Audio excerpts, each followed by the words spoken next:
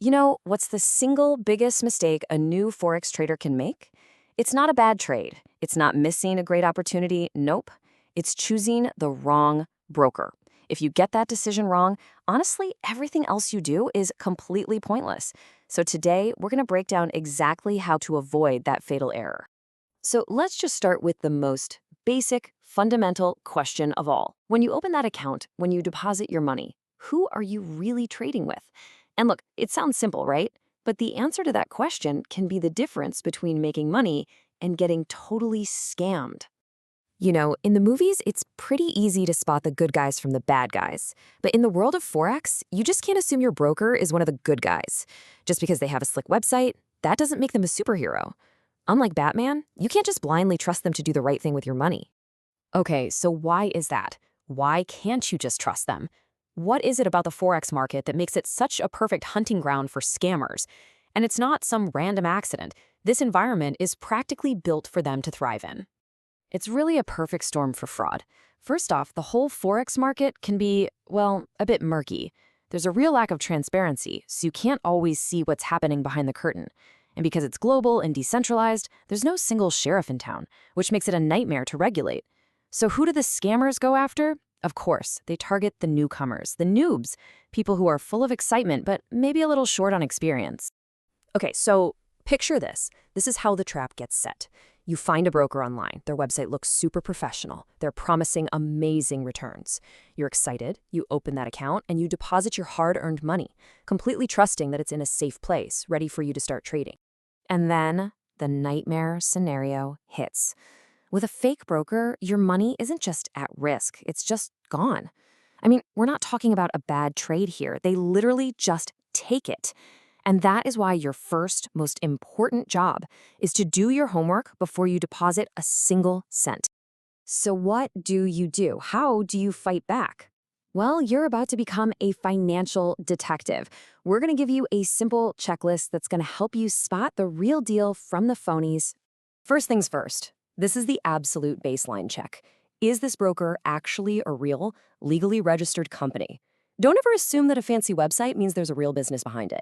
All right, here's your mission. You need to find their legal name, not just the brand name they splash on the website.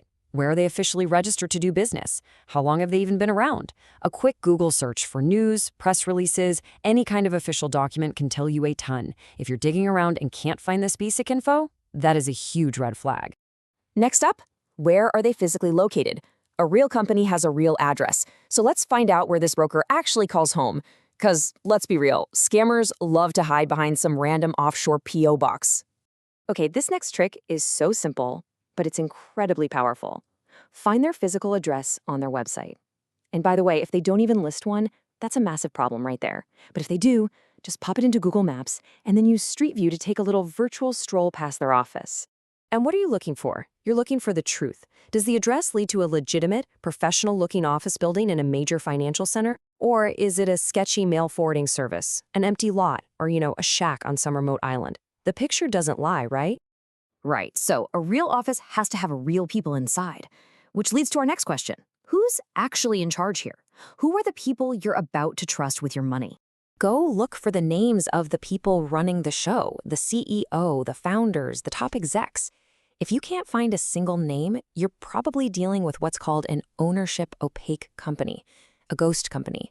And trust me, if they're hiding, it's for a reason, and it's never a good one. You absolutely need to know who's accountable. All right, next up, the communication test. You've got to test them before you need them, because all the promises in the world mean nothing if you can't get a hold of a real person when there's a problem. Don't just glance at their Contact Us page. You need to actually put it to the test. Seriously, pick up the phone and call them. Send them an email. Start a live chat.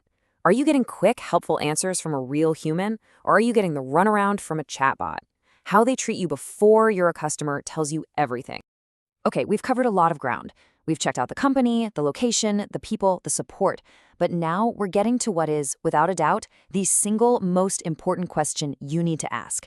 This one is all about the safety of your actual money. And here it is, the big one. Do they use segregated accounts? This isn't just some tiny detail in the fine print. This is everything when it comes to your financial safety. So, what on earth is a segregated account? Think of it like a safety deposit box. It's a special, separate bank account that holds only customer money. Your funds are kept completely walled off from the money the broker uses to run its business, to pay salaries, rent, all their operating costs. And this is exactly why it is so crucial.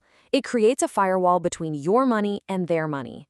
Without that separation, a shady broker could dip into your account to pay their bills, cover their own trading losses, or, help fund the CEO's new private jet. Your money is for your trades, not their lifestyle. And it gets even better. There's another huge layer of protection here.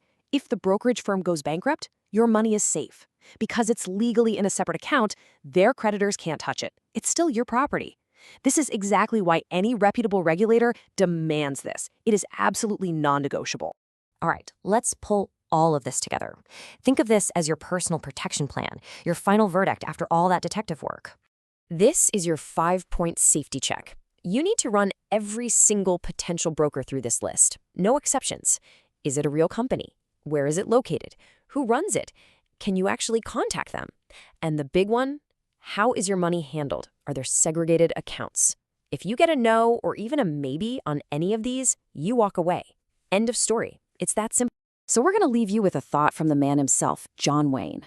Courage is being scared to death, but saddling up anyway. You see, in trading, real courage isn't just about taking big risks in the market.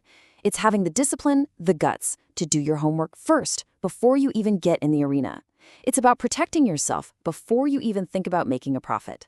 So do the work, stay safe, and trade smart.